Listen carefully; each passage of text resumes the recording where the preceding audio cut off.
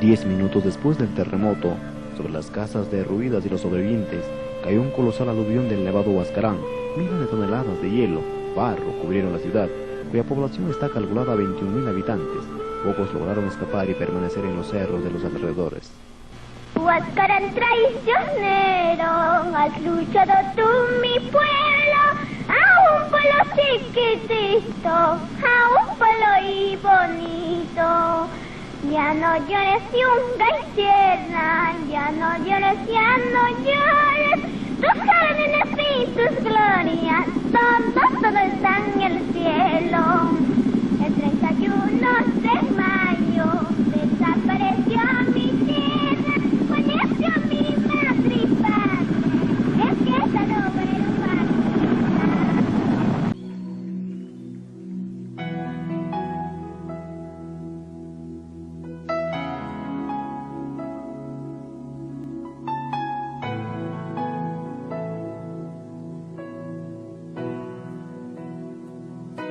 aunque mis ojos no te puedan ver, te puedo sentir, sé que estás aquí, aunque mis manos no pueden tocar tu rostro, Señor, sé que estás aquí.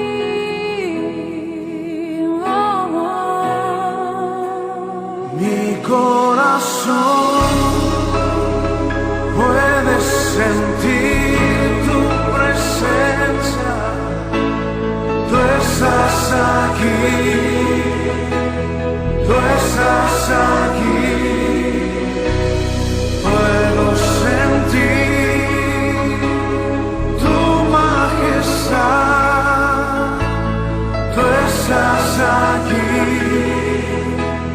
Tú estás aquí, mi corazón puede mirar tu hermosura, tú estás aquí, tú estás aquí, puedo sentir tu gran amor. Estás aquí, tú estás aquí.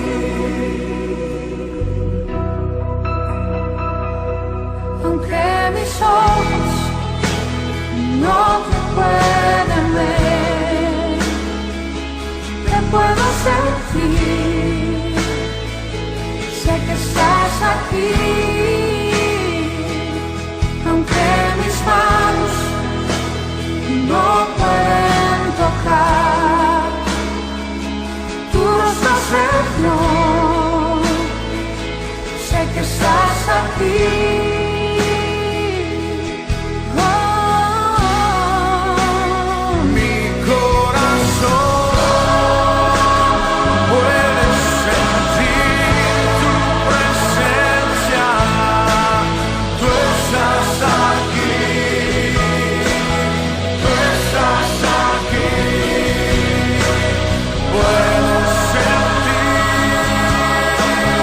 Tu majestad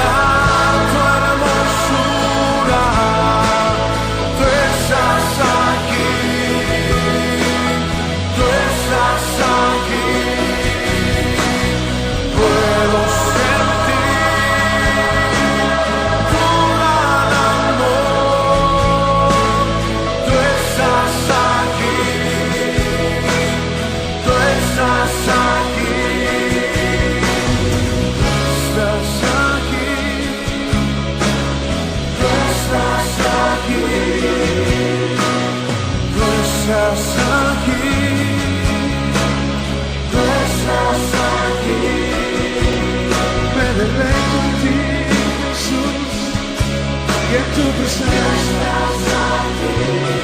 me deleito en ti y en tu alabanza. Tú estás aquí, tú estás aquí,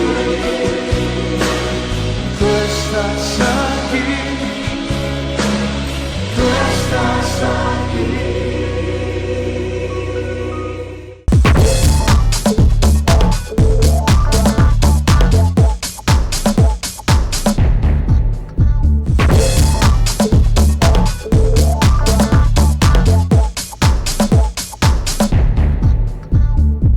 Bienvenidos a Ciencia Hoy, como todos los martes les saluda Carmen Jayo. Y Agustín Zúñiga Gamarra. Hoy tenemos un programa muy interesante, ¿verdad, Agustín? Coméntanos un poco. poco. Sí, efectivamente. Vamos a tratar el tema que en el Perú es muy importante y tiene que ver con los sismos y todos los efectos que ésta produce, tanto como con consecuencias y sus orígenes. Así es, Agustín, tú sabes que nuestro país se ubica en la zona, en el cinturón de fuego del Pacífico, y esta zona es altamente sísmica y volcánica. De esto y mucho más hablaremos con nuestro invitado de esta tarde, que se trata del doctor Hernando Tavera, director de Sismología del Instituto Geofísico del Perú. Pausa y regresamos aquí en su programa Ciencia Hoy de rtvciblima.com.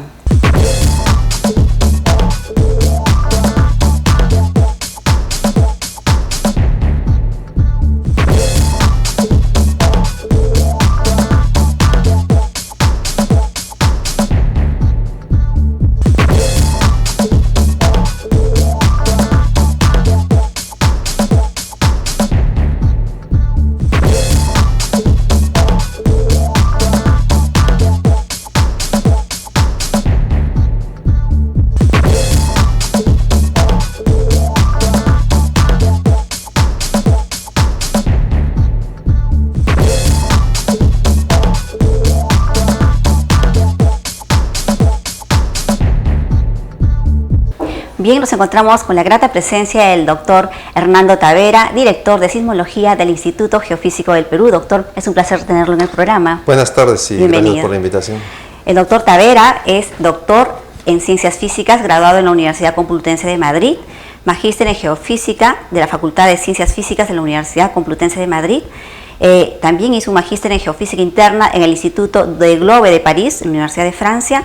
Realizó sus estudios como ingeniero geofísico en la Facultad de Geología y Geofísica de la Universidad Nacional San Agustín de Arequipa. Tiene importantes publicaciones a nivel nacional e internacional y una actividad docente en la Universidad Mayor de San Marcos y la Pontificia Universidad Católica del Perú. Doctor, háblenos un poquito acerca de la sismología. Primero, ¿qué es el IGP? Y en breve y sencillo, ¿qué es la sismología? Bueno, pues el Instituto Geofísico del Perú se entiende que es la institución que norma todos los estudios que tengan que ver con la investigación y la aplicación de la geofísica en el país, ¿no? Y uno de los campos en los cuales está abocado desde su fundación, en todo caso, es el estudio de los terremotos, ¿no? Es evidente que el Perú se ubica en una zona de alto potencial sísmico y la sismología entonces tiene los cimientos sobre el cual poder desarrollarse. La sismología básicamente se encarga de estudiar el origen, los procesos y el daño que puedan ocasionar los terremotos en algún lugar, que en el caso del Perú, pues vuelvo a repetir, no está ajeno, ¿no? Cualquier punto del país puede ser afectado en cualquier momento por un sismo de diversa magnitud. Doctor, sabemos que la naturaleza es nuestro mayor enemigo.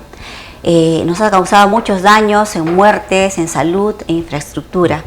Díganos, ¿estamos preparados para desastres naturales en nuestro país? Yo creo que ningún país en el mundo está realmente preparado para enfrentar a un peligro el cual no ocurre de manera frecuente, ¿no? Entonces, es cierto que nos vamos preparando, vamos capacitando en función de las experiencias de otros países, pero yo pienso que pecaríamos si llegara el momento de afirmar que realmente estamos preparados para enfrentar un terremoto, para enfrentar un deslizamiento de tierra, un fenómeno del Niño, ¿no?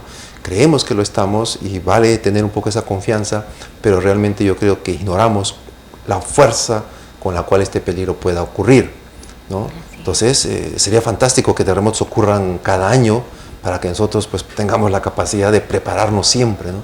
¿Cuáles son las zonas más vulnerables de nuestro país? Quizás podríamos decir cuáles son las zonas donde ocurren con mayor frecuencia y con mayor tamaño los terremotos. Y en ese caso estaríamos hablando de que toda nuestra costa, desde Tumbes hasta Tacna, tiene historia de haber sido afectada por grandes terremotos, tiene historia de que aquí ocurre la mayor cantidad de terremotos, a diferencia de otras partes del país. Entonces, la vulnerabilidad va a ser continuamente evaluada en cualquier ciudad o localidad que se encuentra cerca de la costa. Y en el interior del país, si es que hablamos, si asumimos que la cordillera está en continuo crecimiento, entonces también está generando fracturamientos de las rocas, y esto genera terremotos también en el interior del país. Entonces hay zonas hoy en día conocidas como de alto peligro, las zonas de Moyobamba, Rioja, la zona de Huancayo, la zona del Cusco, la Sierra de Arequipa, Moquegua, Tacna, la parte alta del departamento de Huaraz, donde está la Cordillera Blanca, ¿no? Entonces hay zonas casi ya marcadas en donde hasta lo que hoy conocemos por los sismos ocurren continuamente. Así es, doctor. Hace poco se presentó a los medios de comunicación el arribo al Perú de unos sismógrafos adquiridos para la red sísmica satelital. Dígame usted, ¿en qué consiste estos aparatos? Bueno, es el resultado de un trabajo un poco pesado que hizo el instituto en busca del apoyo del gobierno, ¿no? Después del terremoto del 2001 y el terremoto del 2007, llegamos a entender que, a pesar que tenemos una red sísmica bastante buena en términos tecnológicos, ¿no? El talón de Aquiles de esta red pues era el que todos permiten la transmisión de la data por teléfono o por línea convencional telefónica. Entonces, como después de un gran terremoto las líneas colapsan o tienen daños, entonces la única solución era adquirir una red satelital. El trámite de adquisición de esta red se inició a comienzos de año, y ya en este momento pues todo este instrumental se encuentra en el instituto, está siendo ya instalado, y creemos nosotros, con todo el cronograma de trabajo que hemos elaborado, que va a estar operativa a finales de año y lista para hacer las pruebas pertinentes de comunicación, de operación, de los procesos que llevan a localizar los sismos, etcétera, ¿no? Entonces probablemente podamos ya asumir que esta red entre en servicio en abril, en mayo del próximo año, ¿no? Ya falta poco para Falta eso. poco, pero la red está siendo adquirida para intentar dar alertas de la ocurrencia de tsunamis. No es una red que va a pretender salvar, o sea, ayudar a prevenir, a pronosticar los terremotos o a ayudar a pronosticar la ocurrencia de un tsunami. Va a dar alertas que evidentemente se pretende dar un buen servicio a la comunidad, ¿no? Y basta con que podamos salvar una o dos vidas. Yo creo que ya el costo de la red y el esfuerzo que hacemos todos nosotros ya estaría ya recompensado, ¿no? Así es, doctor. Dígame, ¿cuáles son las acciones inmediatas a un sismo de grandes magnitudes? ¿Qué es lo que se debe hacer? ¿Cómo tenemos que actuar ante esa Bueno, mire, tal vez deberíamos ver un poco qué tan vulnerables somos, ¿no? Entonces, la gran parte de las ciudades de nuestro país, desde el punto de vista de viviendas o de construcción, de arquitectura, es bastante vulnerable. Los edificios modernos son pocos y datan solamente después del año 74, que fue el último gran terremoto en el caso de Lima, ¿no? Entonces, el resto del país ya, o ciudades en todo caso, las viviendas son un poco antiguas, ya tienen sus años, han sido dañadas ya por el paso del tiempo, ¿no? Entonces estas ciudades son un poco más vulnerables, o tienen áreas que son más vulnerables a que cuando ocurre el terremoto sean afectadas. Hay que entender que, bueno, yo siempre lo vengo repitiendo, ¿no? Cuando ocurre un terremoto, el terremoto no va a matar personas. Lo que mata personas son las viviendas que colapsan, y colapsan porque han sido dañadas por el tiempo, han sido construidas de manera irresponsable, podemos decir, o se encuentran construidas en suelos que no son geológicamente apropiados para poder soportar el sacudimiento del suelo y no generar daños en las viviendas, ¿no? Doctor, háblenos acerca de si estamos, por ejemplo, atrapados en una habitación, no hay forma de salir. Hay un famoso triángulo de la vida. ¿Usted nos podría explicar eso? Sí, la idea es sencilla, ¿no? La idea es de que, bueno, según lo que nos han tratado de inculcar, es de que cuando ocurre un terremoto deberíamos buscar zonas altas que nos genere una especie de vacío, o sea, por ejemplo, una mesa, acercarnos a una mesa, o un mueble que nos permita ponernos de cuclillas ahí y esperar que, si la pared colapsa, que colapse y la parte de la pared caiga exactamente sobre el mueble y forme el triángulo, o el techo colapse y exactamente pues caiga de tal manera que forme el triángulo, ¿no? Pero esto es bastante aleatorio, porque la pared puede partirse por la mitad y nos va a caer encima exactamente a nosotros, ¿no? O el techo se va a partir exactamente por donde estamos protegidos. Yo pienso que lo que sí, la idea que la persona que se encuentra atrapada durante un terremoto en una habitación, y el movimiento es continuo, y en el momento que esa persona observa que en algún sitio de la habitación se ha formado un ángulo, uno de estos triángulos de la vida, inmediatamente pues asumir y pasar a protegerse en ese ambiente, ¿no? Porque después del terremoto hay réplicas y lo que está dañado va a comenzar a caer, ¿no? O sea, la idea no es mala, pero no es que hay que tomarlo como primera opción para tratar de salir, de protegerse de un terremoto, ¿no? Gracias, doctor. Vamos a continuar con la entrevista al doctor Hernando Tavera, director de Sismología del Instituto Geofísico del Perú. Voy a dar pase a mi compañero, el doctor Agustín Zúñiga Gamarra, quien continuará con esta entrevista. Pausa y regresamos aquí en rtvciblima.com.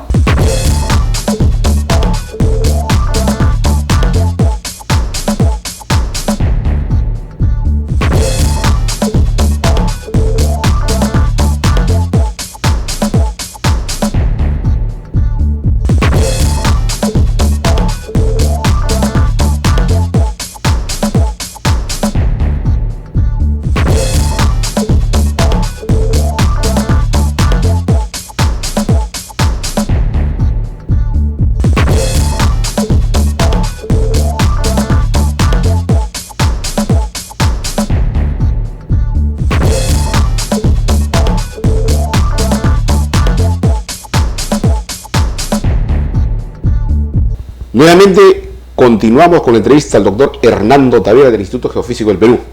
Doctor, quisiera comenzar nuestra entrevista tocando el tema del origen de los sismos.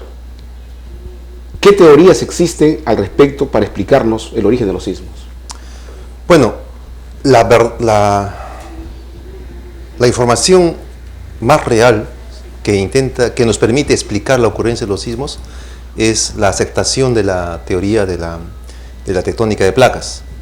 En el momento que se acepta esta teoría, también aceptamos de que estas placas están en continuo movimiento. Y obviamente si las placas están en continuo movimiento, tienen que estar colisionando entre sí, tienen que estar friccionándose entre sí, y es en este proceso, en este contexto, que se generan los terremotos. En el caso del Perú, creo que ya todos sabemos de que la placa de Nazca colisiona con la placa sudamericana, y al ser la placa de Nazca oceánica, por problemas de densidad, se mete por debajo de la continental y se genera sobre una superficie bastante amplia un proceso de fricción y acumulación de energía que cada vez que las placas se movilizan generan los terremotos. Es interesante aceptar de que dentro de este proceso, cada vez que ocurre un terremoto, a la vez que la placa avanza, en el caso de la placa sudamericana, avanza hacia el mar, también hace que la cordillera de los Andes vaya creciendo. Se ha estimado de que la cordillera de los Andes crece a una velocidad de 4 milímetros por año. Se ha estimado que la placa continental avanza entre 8 a 10 centímetros por año cada vez que hay en promedio cuando ocurren los terremotos, ¿no? Entonces, tenemos terremotos que se producen por la colisión de estas placas, que son los más grandes y los más frecuentes, y tenemos terremotos que se producen por la deformación de la cordillera de los Andes en el interior del continente, en lo que llamamos las fallas geológicas, que están bastante bien determinadas en nuestro país, ¿no? O sea, ambas fuentes son importantes, pero la que genera más terremotos es la que se debe a la colisión de placas desde Tumbes hasta Tacna, y a la vez también aquí se producen los terremotos más grandes, ¿no? El origen de la tectónica de placas, y después denominado deriva continental, nos hace ver que en algún momento la Tierra no estuvo construida por placas, o es un evento que generó esas placas. La geología en sí nos muestra de que el inicio de la ubicación actual de las placas fue la famosa Pangea, ¿no? Hace más de 240, 250 de millones de años atrás, todas las continentes formaban un solo continente que se llamaba Pangea. Y por procesos físicos que ocurrieron en el interior de la Tierra, permitió de que esta famosa placa comenzase a fracturarse, generando terremotos, generando o produciendo erupciones volcánicas, ¿no? Y estas fueron avanzando. Entonces, si esto es cierto, hay que pensar de que estas placas están movilizándose, ¿no? Y que en algún momento pues van a tener que colisionar nuevamente en alguna parte del globo de la Tierra, ¿no? Y si esto es cierto, también tenemos que aceptar que antes de la Pangea tuvo que haber habido otros supercontinentes, ¿no? Entonces la geología realmente pues va tratando de dar información de cómo ha sido antes del Pangea y qué es lo que se viene después. Las fallas visibles a nivel mundial son estas que pasan permanentemente por la televisión, que es la falla, si no me equivoco, de San Andrés, Sí. en Norteamérica. Sí. Un equivalente a eso en el Perú estaría en el fondo del mar, por eso que no lo vemos, No, o sí no. se puede ver. La falla de San Andrés es una falla bastante importante dentro de la historia de la sismología, porque hasta el año 1906 no se sabía mucho sobre la existencia de esta falla. Y el terremoto de ese año es el terremoto que permitió observar en superficie, en plena ciudad, el desplazamiento de las placas, ver cómo las casas comenzaron a movilizarse sobre la superficie, ¿no? Y es aquí donde uno de los primeros sismólogos de esta era, Reit, propone la teoría, la hipótesis de cómo se generan los terremotos, ¿no? Acumulación de energía, posterior liberación de esa energía y desplazamiento, ¿no? Es una falla que se llama falla transformante porque simplemente se mueve sobre la superficie. De este tipo de fallas grandes no tenemos en el Perú, hay pero pequeñas. La falla más importante que tenemos nosotros en cuanto a tamaño es la falla de la Cordillera Blanca. Es una falla normal que permite que ¿cómo se llama? La Cordillera Blanca comience a elevarse y todo lo que es el valle del río Santa se esté hundiendo, ¿no? Son 200 kilómetros de longitud que tiene esta falla. Es la falla normal más grande que existe en todo el mundo, ¿no? En el caso de la colisión de placas, lo que tendríamos que asumir es que se trataría más o menos de una falla inversa. Una falla inversa en donde el continente está remontando sobre la placa oceánica, ¿no? Entonces tendríamos de manera hipotética una falla inversa que va desde Panamá, Chile, más o menos 7.500 kilómetros de contacto de placas que generan los grandes terremotos. Efectivamente.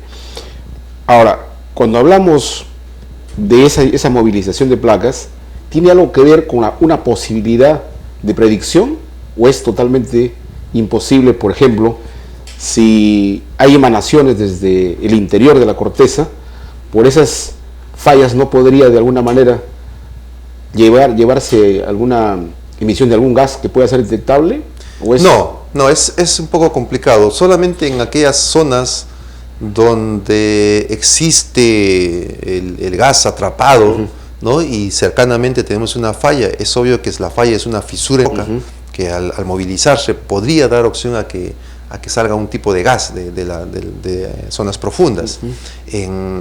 Es más, una de estas mediciones de gas es lo que ha permitido a la comunidad china en los años 70, 75 tener un parámetro más para lograr proponer una hipótesis para predicción de terremotos. Pero obviamente no en todas las zonas sísmicamente activas uno puede encontrar elementos gaseosos que nos den ese tipo de información, ¿no? Pero es uno de los resultados. Le decía porque el gas radón, si estamos hablando del mismo, como está permanentemente en el magma de la corteza interna, digamos, está constantemente saliendo el gas radón, en un determinado momento, si hay una apertura, habría una mayor fluidez, ¿no? Claro, sí, pero no en todas las zonas a nivel mundial está presente, ¿no? Correcto. Ahora, ¿cómo usted manejaría el concepto de predicción? ¿Es factible, aunque sea minutos, segundos, a un evento? Predicción involucra tres elementos básicos. Si yo quiero predecir un terremoto, tengo que saber el lugar, tengo que saber el tamaño y lo más importante, tengo que saber la fecha. En los años 70 hasta los años 80, toda la comunidad científica dedicada al estudio de la sismología se comenzó a volcar todo su interés en tratar de buscar métodos de predicción. Entonces estaba la escuela francesa, la escuela norteamericana, la escuela japonesa, la escuela europea, por los alemanes básicamente involucrados en esto, ¿no? La primera comunidad científica que se dio cuenta que era imposible llegar a predecir un terremoto fue la comunidad japonesa. Ellos entendieron de que no podían predecir, pero lo único que quedaba era prepararse para enfrentar este tipo de peligros. Y es por eso que hoy en día tomamos siempre a Japón como ejemplo de conciencia y educación sobre este tipo de terremotos. Claro, el tipo de construcción que han desarrollado, la ingeniería sísmica que han desarrollado, ¿no? Siempre tomamos como ejemplo, pero esto viene de esos años. La única comunidad científica que quiso informar de que tuvo éxito en estas búsquedas de métodos fue la comunidad china, que logró predecir el terremoto del año 75, ¿no? Pero 5 años después ocurre, o 2 años, 3 años después, la memoria no me acuerdo muy bien, pero 3 o 4 años después ocurre otro terremoto que nunca ellos tuvieron el menor indicio de que iba a ocurrir. Entonces, no se podía realmente encontrar herramientas que permita predecir los terremotos. La única de todas estas técnicas que ha permanecido hasta hoy en día es lo que se llama la identificación de las zonas de laguna sísmica, las zonas de gap sísmico o las zonas de silencio sísmico. ¿Y qué hace referencia a esta zona? Hace referencia a aquellas zonas que en los últimos 50 años, 100 años, no ha ocurrido un terremoto, pero sí ocurrió en el pasado, pero sí ocurrió en los costados, ¿no? Entonces, esta hipótesis viene siendo evaluada continuamente, ¿no? Y eso en el caso del Perú nos ha permitido a nosotros identificar ciertas zonas que tienen probabilidad de generar un terremoto. Lamentablemente no podemos decir cuándo es que va a ocurrir, ¿no? Pero entonces, hay información. si me permite, para que la audiencia nos pueda entender, el último sismo de Pisco estuvo casi hecho por ustedes un trabajo previo, no sé si un año de anticipación, que había áreas, ¿no?, que se consideraban como esta que usted considera como lagunas, digamos, en las que los años previos habían habido una determinada actividad y que se había detenido. Consecuentemente, podía haber ahí. ¿Cómo se puede tener alguna confiabilidad en base a eso? ¿Hay algún grado de confiabilidad en esos estudios? ¿Cómo se...? No, yo creo que la idea, sin meter mucha física, la idea es sencilla, ¿no? La idea es sencilla. Tenemos una placa de 7.000 kilómetros que tiende a meterse por debajo del continente, ¿no?, a una velocidad media de 8 a 10 centímetros por año. Si pensamos en un terremoto tan grande que pueda movilizar 7.000 kilómetros de la placa por debajo, es imposible, ¿no? Un terremoto, el más grande que tenemos, es de magnitud 9.4, 9.5, que ocurrió en Chile en los años 60, ¿no? Y ese terremoto hizo que 1.000 kilómetros de la placa se metiera por debajo. O sea, podemos decir de que es posible de que la movilización de esta placa solamente llegue a generar un terremoto de 9.5, probablemente no genere más grande, porque las placas no son capaces de acumular la suficiente energía o de formación para generar un terremoto más grande. Si esto es cierto, entonces tenemos que asumir de que de los 7.000 kilómetros, con cada terremoto, en un extremo se mete 1.000 kilómetros. Para que el otro extremo se meta, tiene que pasar cierto periodo de tiempo y avanza. Pasa otro periodo de tiempo, el resto avanza. Pero no avanza de manera continua, sino lo hace de manera aleatoria. Una vez por aquí, otra vez por allá, otra por allá, ¿no? Entonces, cuando que cada terremoto ha permitido de que la placa avance, va dejando zonas en donde la placa todavía no ha avanzado. Y para hacerlo tiene que generar un terremoto. Solamente los grandes terremotos hacen de que la placa avance. Terremoto del 2001, la placa se ha movido medio metro, la placa sudamericana, a la altura de Arequipa, se ha movido medio metro hacia el mar. Terremoto de Pisco del 2007, toda la parte de Paracas se ha movido 1,5 metros hacia el mar. Terremoto de Chile de este año, toda la parte de Concepción se ha movido 3 metros hacia el mar. Terremoto del 60 en Chile, la parte de Valdivia se movió 20 metros hacia el mar. Cuanto más grande es el terremoto, más avanza la placa, ¿no? Entonces ahora hay que buscar aquellas zonas donde no han ocurrido terremotos en los últimos 50, 100 años, que tienen una alta probabilidad de generar un terremoto. Pero yo creo que con esa información es suficiente para intentar asumir medidas de prevención. Efectivamente. ¿No? Tiene que ocurrir simplemente. Para terminar con esto del origen, los sismos, por el movimiento de placas, ya nos ha explicado muy bien. El sismo de Perú en el 70, ¿también fue por esas causas? Todos los terremotos que han ocurrido frente a la costa de Perú obedecen a las placas. Los terremotos de los últimos 100 años, terremoto del 40 en Lima, 42 en Nazca, 66 frente a Lima, 70 en Chimbote, 74 frente a Lima, 96 en Nazca, 2007 en Pisco, 2001 en Arequipa. Todos tienen el mismo origen.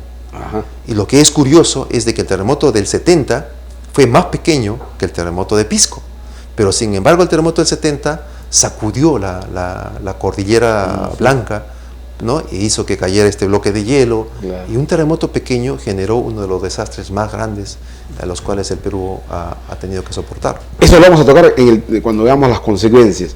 Ahora, tocando el tema del monitoreo, del seguimiento, ¿cómo estamos trabajando el seguimiento que haríamos, no solo ya a los sismos, que también esperamos que nos comente, sino también el monitoreo de los volcanes, por ejemplo, al Misti? Si nos puede explicar esto. Bueno, a este momento, después de ocurrido los terremotos desde el año 70, 96 de Nazca, etc., la red sísmica del Perú se ha ido incrementando en número de estaciones, lo cual nos ha permitido cubrir gran parte del país. Podemos decir en este momento que casi todo el país está cubierto con estaciones sísmicas, casi el 70% de ellas de última tecnología, ¿no? Estamos bastante bien con la red sísmica nacional, como se le llama, ¿no? Y que está a cargo del instituto. El problema que tenemos, al margen del avance de la tecnología de los equipos, el problema que tenemos en este momento es la parte de comunicación. Todos estos equipos transmiten la información por línea telefónica fija o tipo celular o por telemetría, ¿no? Entonces, la ocurrencia de los dos últimos terremotos del Perú nos ha puesto a descubierto de que hay problemas con las líneas telefónicas, entonces no pudimos cumplir con nuestra función. Entonces estamos ahora recurriendo a poner ya en marcha la instalación de una red satelital compuesta por 7 estaciones que van a transmitir la data en tiempo real en este momento a través de un satélite, ¿no? Entonces vamos a mejorar nuestro sistema de monitoreo, vamos a mejorar nuestro sistema de localización de los eventos y a la vez la transmisión de la información a INDECI para cuestiones de mitigación, y en el caso de tsunamis, pues al DHN para ayudarles un poco en alerta y posterior alarma de posible ocurrencia de tsunamis, ¿no? Pero como este no es el único peligro que existe en nuestro país, uno similar o que nos compete en todo caso dentro de tantos, es el estudio de los volcanes. Entonces tenemos, después de la reactivación del volcán Ubinas, hemos puesto con un poco más de esfuerzo el monitoreo de los volcanes, ¿no? Tenemos una red de 5 estaciones sobre el Ubinas, monitoreando de manera continua, evaluando su evolución, y eso nos ha dado pie también a colocar otra red similar en el volcán Misti, donde también ya a trabajar, ¿no? Hay resultados bastante interesantes, ¿no? Y estamos en este momento pues ampliando un poco la cobertura de estas hasta llegar a volcanes como el Tixani o en este caso el Sabancaya, ¿no?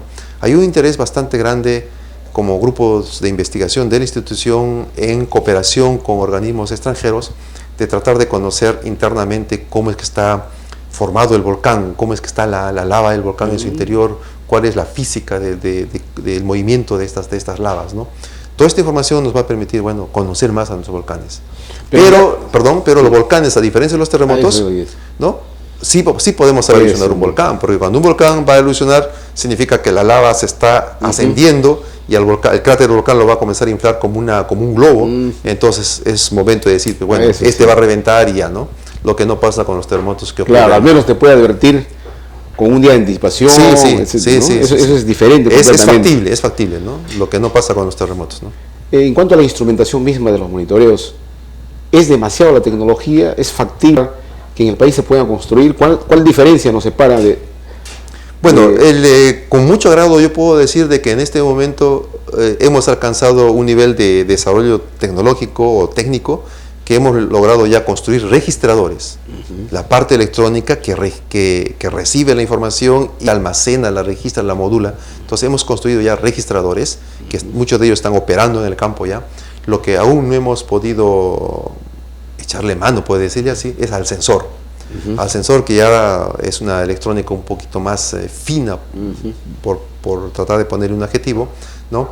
Pero estamos empeñados en eso, ¿no? Estamos desarrollando ahora un grupo de ingenieros que han sido capacitados y la intención es buscar hacia este camino, ¿no? Para tratar de también avanzar un poco tecnológicamente, como también pues disminuir los costos, ¿no? De construcción de este tipo de instrumentación. Para continuar y terminar con este tema del monitoreo, ¿cómo estaríamos comparándonos con, por ejemplo, el caso de Chile?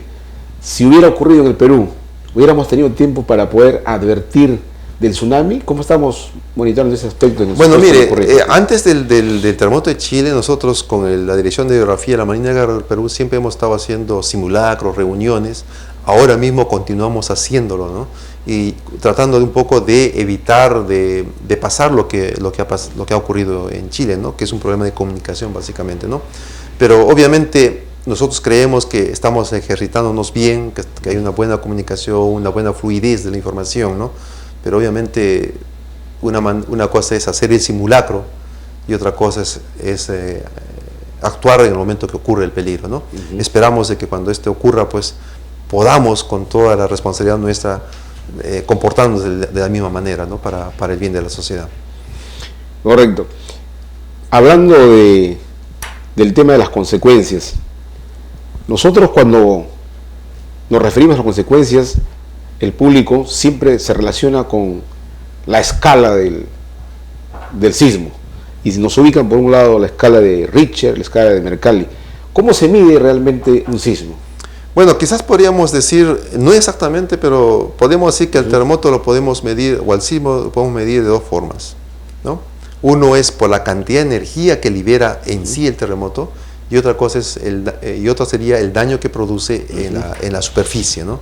Entonces, si nos referimos a intentar saber la cantidad que libera la cantidad de energía que libera el terremoto, quizás podríamos compararlo con una bomba TNT, de dinamita, ¿no? Unos 5 kilos de dinamita, por decir, ¿no? Hacemos explotar cierta cantidad de dinamita y en función de la fuerza de esa energía que está liberando, yo voy a intentar saber cuánto de dinamita se utilizó para esa explosión, ¿no? Entonces, para hacer eso se utiliza la escala de Richter. ¿Ya? Entonces, la escala de Richter es una escala que me permite cuantificar la cantidad de energía que liberó el terremoto. Y la otra escala sería, en función de esos 5 kilos de dinamita, ¿qué daño produjo en superficie? Es evidente pensar de que el daño va a ser mayor cerca de la explosión y va a disminuir conforme yo me alejo del punto de la explosión. Entonces, la escala de Mercalli mide, de alguna forma, el grado o el nivel de daño, ¿no?, en superficie producida por esta explosión o por este sismo, ¿no? Entonces, vamos a tener de que existe intensidad 7, intensidad 8, cuando las casas son dañadas en un 70%, 50%, y conforme yo me alejo, pues, el pequeño sacudón, esa intensidad. Pero cuando dice casas, ya estamos incorporando una variable que es la forma como fue construida. No, en el caso de la escala de Mercalli no considera el tipo de construcción, simplemente generaliza el tipo de daño. Si yo quiero considerar el tipo de construcción, ¿cómo se llama? El material utilizado en la construcción, la longitud de las fisuras, ¿no?, el volumen de lo que ha caído en cada vivienda, se utiliza otra escala, que es la escala MSK. Se le conoce de esa forma, ¿no? Entonces, esta escala ya involucra estos elementos, ¿no? Pero eso ya nos permite a nosotros, como grupo, o en todo caso a los ingenieros, ir al campo y comenzar a revisar vivienda por vivienda para hacer otro tipo de evaluación. Pero una evaluación de los daños de manera general es simplemente la escala de Mercalli. Correcto. Ahora, igual, para una misma intensidad no correspondería el mismo valor de Mercalli. Dependerá del piso que tiene la corteza terrestre ahí, o cómo se... No, generalicemos la cosa, no tratemos de ponerle muchos elementos que nos hagan, no sé, perder la extensión de terreno, por ejemplo, destruido. Va a estar el área de máximo daño, va a estar en función al tamaño del sismo. Y a la intensidad inicial que tuvo por estar dicho. A la magnitud del sismo. Va a estar en función. El área de daño, el área de máximo daño ocasionado por un sismo, va a estar en función de la magnitud del sismo, del tamaño del sismo, de la cantidad de energía que libera el sismo. Pero eso también está condicionado a qué profundidad está el sismo y a qué distancia está el sismo de la localidad más cercana. Un ejemplo sencillo. En el año 94, junio del 94, en Puno se ubica un epicentro de un terremoto de magnitud 9.4. Pero la población simplemente sintió un sacudón y nada más. ¿Qué pasó? Es un terremoto 9.4. Estuvo a 700 kilómetros de profundidad. Entonces, el terremoto fue grande, pero como estuvo tan alejado de la superficie, no produjo daño en superficie. Lo contrario vendría a ser el terremoto de Ayacucho del año 99, magnitud 4.5, y produjo daños en todas las localidades que estaban ahí. La más afectada fue una localidad que se llama Chuxchi, fue destruida, ¿no? Un sismo de magnitud 4.5, 4.4. ¿Por qué? Porque estuvo solamente a 7 kilómetros de profundidad y al costado de la ciudad, ¿no? Entonces, se entendió. Claro. Ahora, una casualidad, de los que hemos estado presentes en el sismo de Pisco, en Lima, pudimos observar un resplandor, y que duró buenos segundos incluso, ¿no? Si nos podría explicar cuál es el fundamento de ese resplandor. Mire, lo que yo le puedo decir, de eso, eso, por ejemplo, son 3 cosas. La primera sería de que existe referencias de otros terremotos en donde se ha observado este fenómeno, ¿ya? En Japón, en mismo Chile, hay escritos que indican que este fenómeno ocurrió. Segundo, casi gran parte de los terremotos que han ocurrido y de los cuales nosotros tenemos historia o hemos visto o tenemos registro, han ocurrido de día. Entonces, si hubiese pasado esto, no hemos tenido oportunidad de verlo. El terremoto de Pisco ocurrió entre día y noche y pudo verse esto. ¿A qué se debe? Es bastante complicado poder decir se produjo por esto o por esto. Yo me metí a internet y puse muy curiosamente luces asociados a terremotos. Y créame, me salieron 17 o 18 hipótesis que podrían explicar por qué se produjeron estas luces. Incluso el doctor Goodman, que es presidente del instituto, él dio como hipótesis de que los cables de alta tensión, ¿no?, aparte que transmiten la energía eléctrica, generan un campo magnético en su entorno. Y si estos cables se comienzan a sacudir, estos campos magnéticos que están en el entorno van a generar chispas y podrían generar estas luces, ¿no?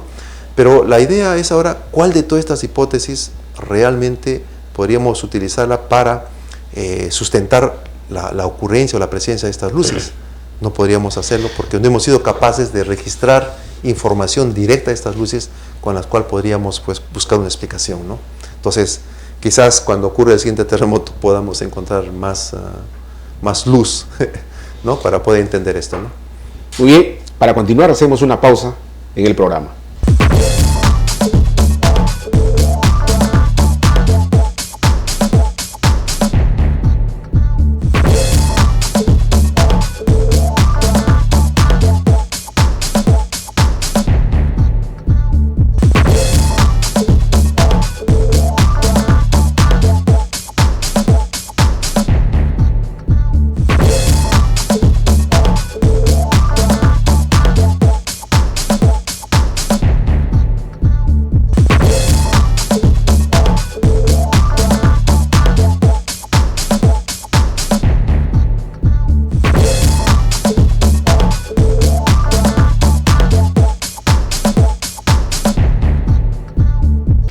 Continuamos con la entrevista al doctor Hernando Tavera del Instituto Geofísico del Perú.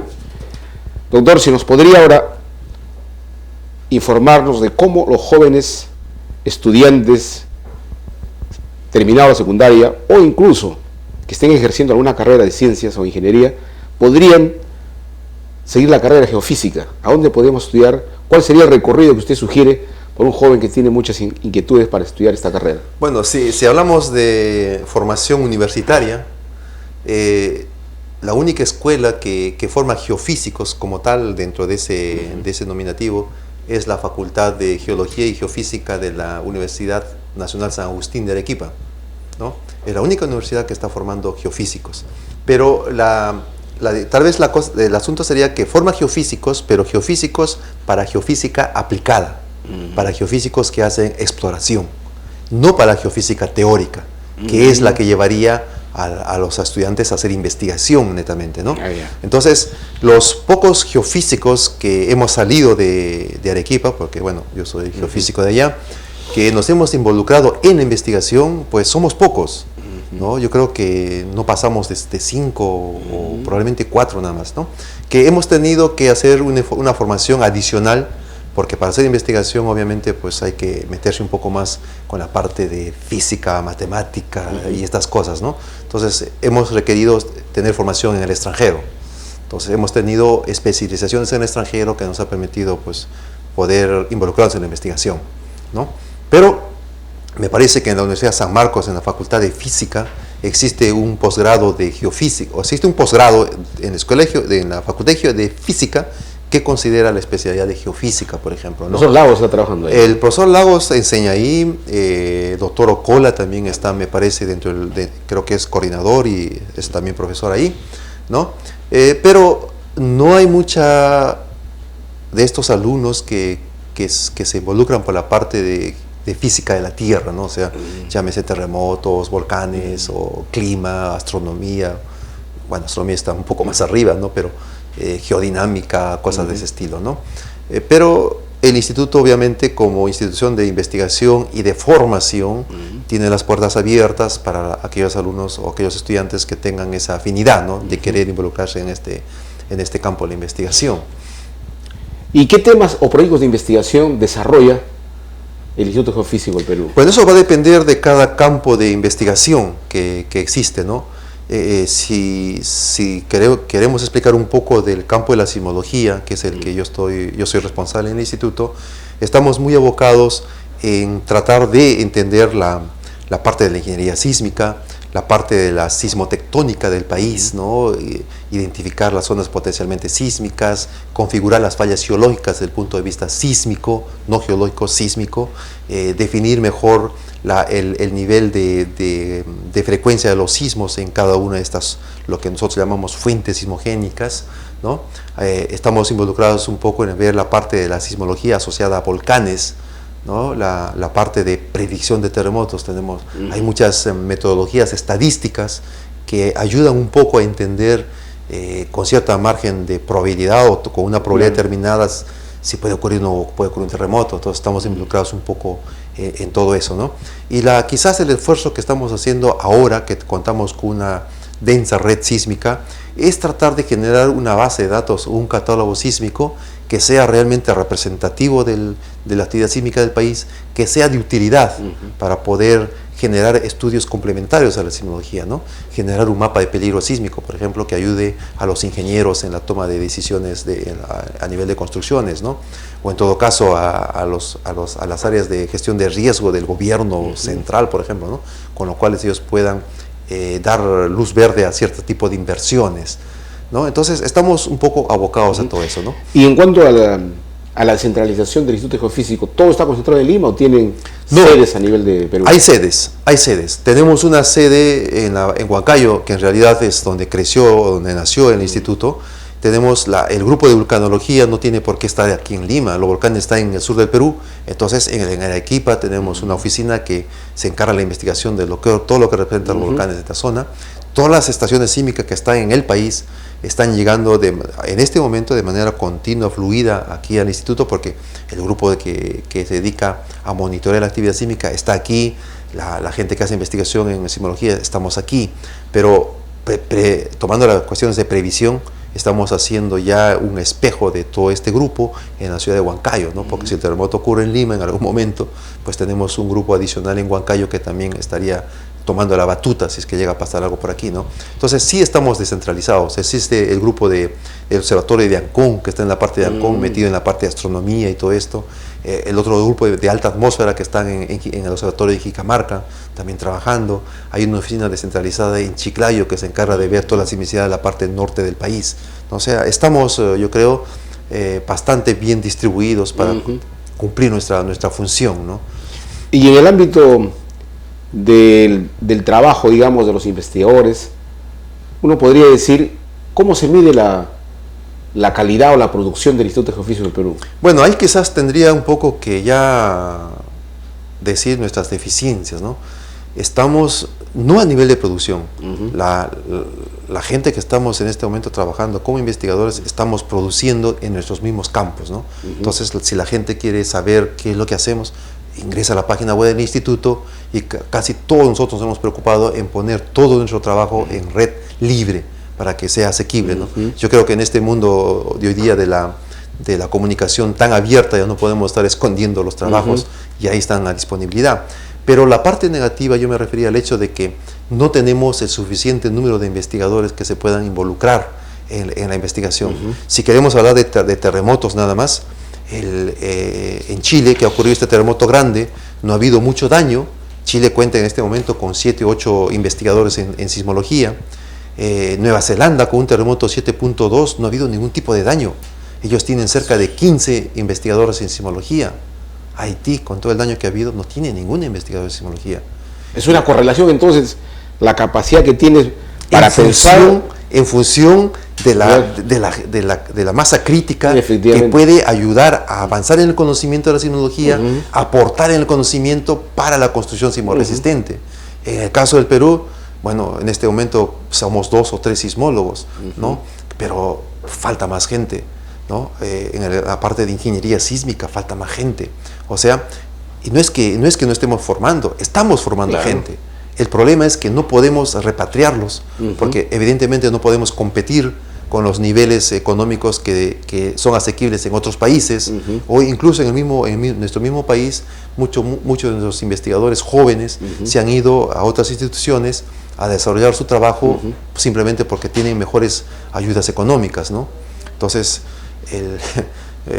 alguna vez se nos ha dicho a nosotros que somos un poco como beatos o curas, que estamos haciendo lo que hacemos porque nos apasiona, ¿no? Y estamos al servicio del país, ¿no? Pero obviamente creo que hay que ser realmente de este tipo de personas para seguir en lo que nos agrada, ¿no? Eso es lo que ocurre con el Instituto Geofísico. Casi con toda la ciencia nacional forman buenos cuadros y ellos terminan migrando por efecto precisamente. Y nuestra dificultad es el retorno y darles oportunidades, ¿no?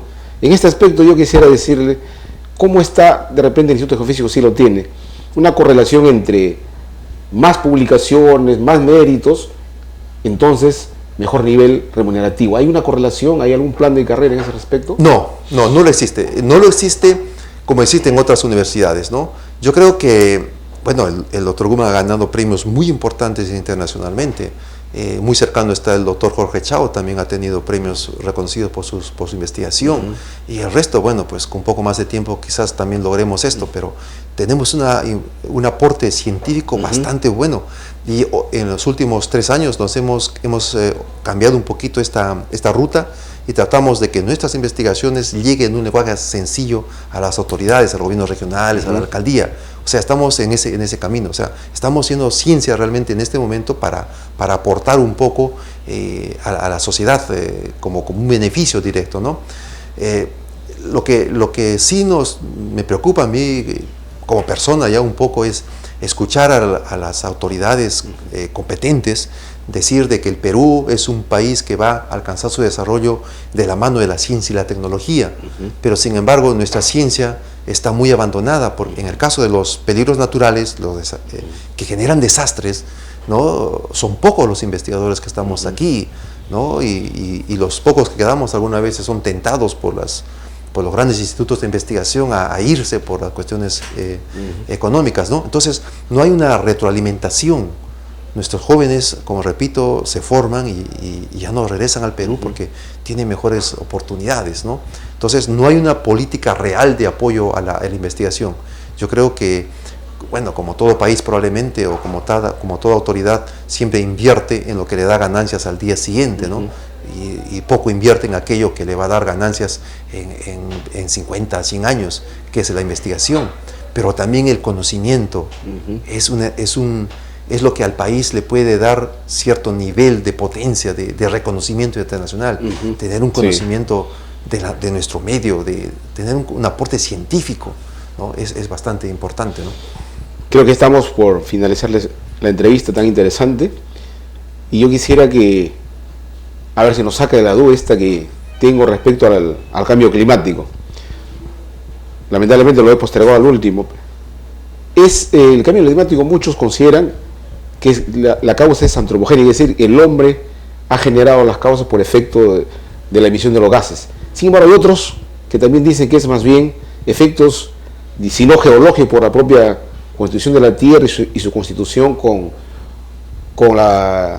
el universo. ¿Hay algo bueno, mire, el fenómeno del Niño y el cambio climatológico no es un campo que me compete, pero si hablamos un poco de los grandes cambios que estamos observando hoy en día, hay que entender de que si en algún momento el hombre acelera o desacelera algún proceso geodinámico, geológico que tiene que ocurrir, evidentemente va a haber consecuencias con el tiempo, ¿no?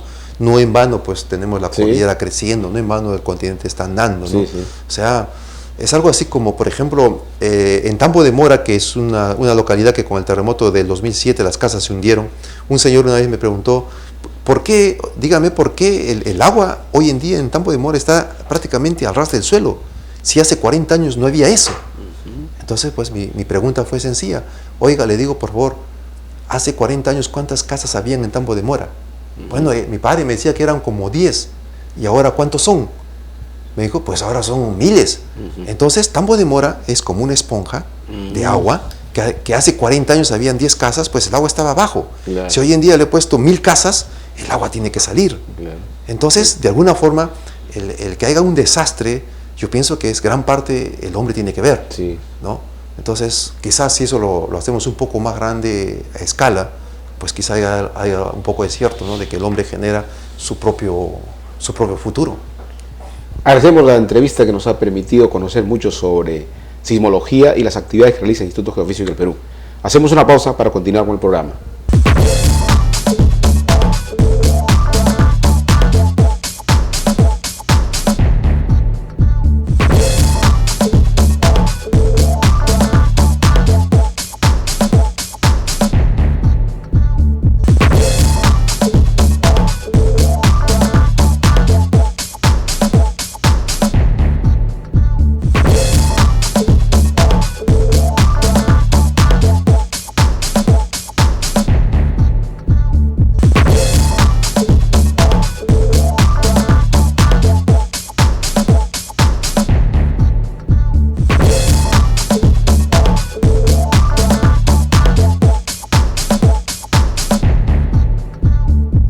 Bien, Agustín, lamentablemente llegamos al final del programa. Realmente el profesional del IGP nos ha hecho llegar todo un panorama de lo que ocurre en nuestro país en cuanto a los sismos y desastres naturales. ¿Algún comentario, Agustín? Sí, desde el punto de vista de ciudadano, creo que deberíamos nosotros incorporar desde la etapa muy inicial en la sociedad una cultura por la previsión, una cultura por el compartir no solo el conocimiento, también nuestro comportamiento. Y eso lo ha destacado el doctor, y yo creo que como Instituto Geofísico también me ha parecido muy importante el esfuerzo científico que hace. Y nuestro programa, como tiene que destacar la ciencia, yo creo que ellos son gente muy capaz y que lleva a la delantera en mucho lo que es ciencia en el país. Así es. Y que como todos los institutos requieren del Estado un apoyo mayor. Gracias a que recientemente, como tú lo comentaste en la parte que le preguntaste, es que el doctor Woodman ha logrado sensibilizar al gobierno y le ha permitido dar un presupuesto como para adquirir este sistema de redes que ha mencionado. Eso me parece destacable. Así es, Agustín. El IGP tiene más de 50 años aportando a la ciencia y la tecnología del país en el tema sísmico y en realidad tiene un ámbito de acción casi en todo el territorio del país, ¿verdad? Bueno, yo quiero despedirme del programa, no sin antes agradecer a nuestros amigos internautas que todos los martes nos siguen y nos envían unos lindos e interesantes comentarios. Muchísimas gracias y sigan aquí en su programa Ciencia Hoy de rtvciblima.com. ¿Algún comentario más? Hasta la próxima semana. Los esperamos con los brazos abiertos a sus sugerencias en nuestra dirección que ha mencionado Carmencita. Hasta la próxima semana.